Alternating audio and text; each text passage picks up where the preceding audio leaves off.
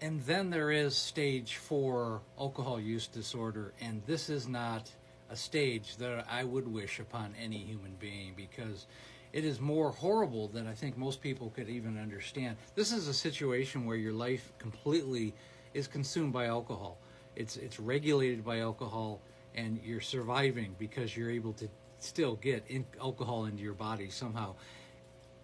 You spend your time finding it, drinking it, and recovering from it. This is the entire basis of your life. There's not a whole lot of purpose in most cases. Unfortunately, at this point, most of the people in your life have long since deserted you, your friends.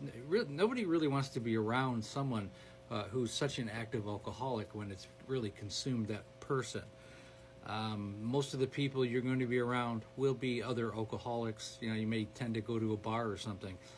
The only reason why you're not homeless, if you are homeless, that would be understandable, is because you're still under the good graces of someone in your life who's allowed you to stay where you live.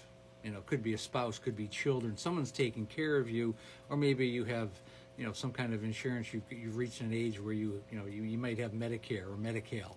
Someone other than yourself has become responsible for you. Very, very few people are functioning in any capacity in stage 4.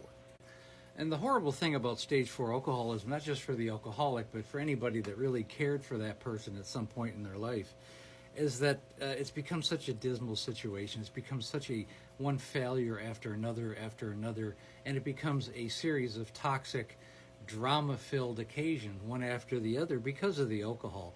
And there's not a lot of rationality, and I think to a large degree, a person is really mentally ill at this point.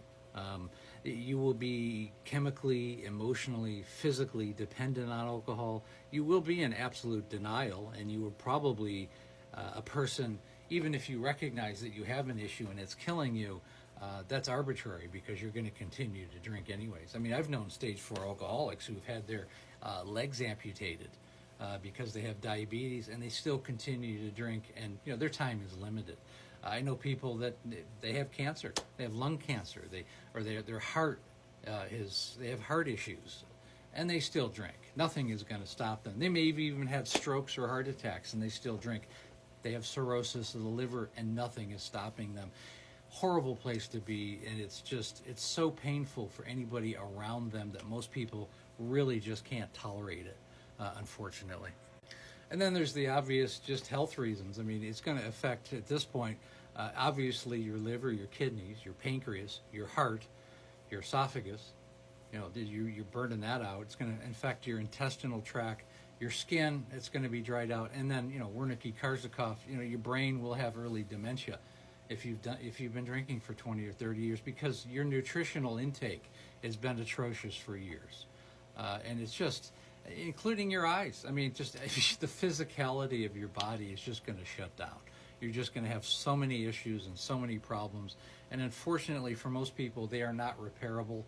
You may even, at this point, if you do get into that 0 to 5% and escape stage 4, well, there's probably so much physical damage to your body that you're already going to be have an early death because of it. You've just crossed the line for so long, for so many years.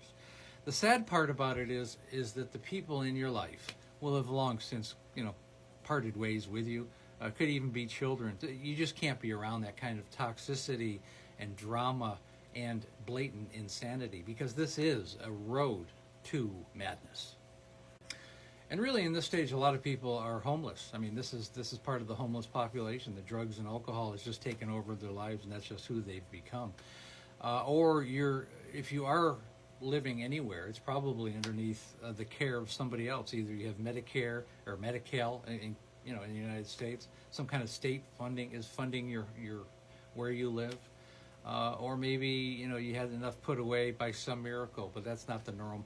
Or, family members just taking care of you, children are taking care of you, or you have a spouse who's just has just taken care of you really for self-preservation, so that they don't have to divide their assets. But you really live separate lives. And this is really kind of my situation with my wife, which was, not a situation I would recommend for anybody.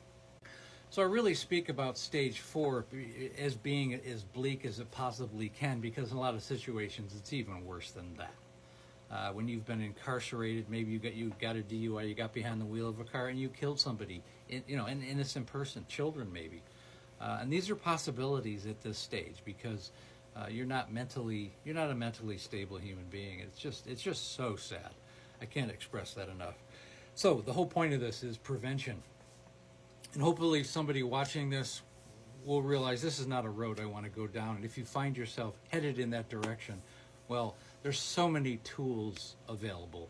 I mean, there's a lot more than just group therapy, AA, Smart Recovery, LifeRing, Women for Sobriety. There's local outfits, local outpatient facilities. There's naltrexone, Antabuse. There's blockers. There's so many tools, and there's people like me. I mean, you can set up a call with me. I help thousands of alcoholics and their families. Go to the link tree, and then you go to a Calendly meeting. It's about a 45-minute to an hour call. We do a deep dive. I want to know what's going on with you and your family, and we bring it all together. And again, please like, share, and comment. We also have the Facebook group called There's an Alcoholic in the Family. Thanks again for listening.